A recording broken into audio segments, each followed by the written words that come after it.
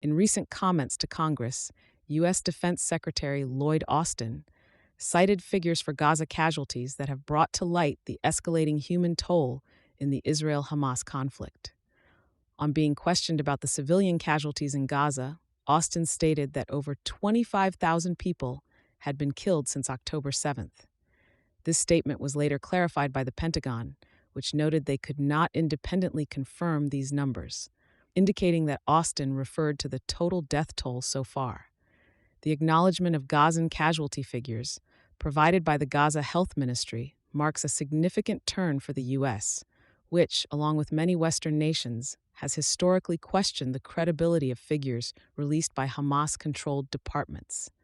This development arrives amidst protracted ceasefire negotiations that have failed to yield results, adding to the growing call for Israel to exercise restraint.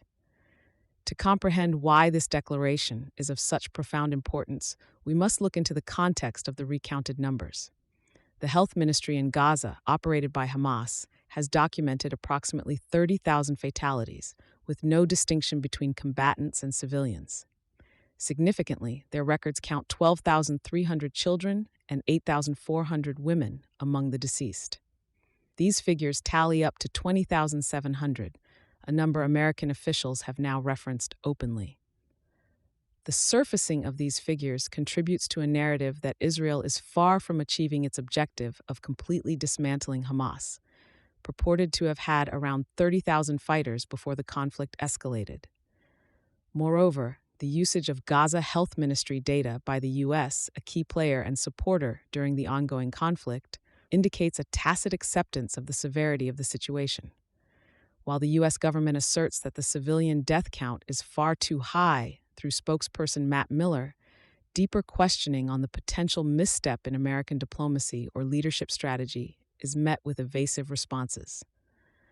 This change in rhetoric comes amidst a wider discourse regarding America's influence, or lack thereof, on Israeli military actions despite clear calls from Biden administration officials for de-escalation.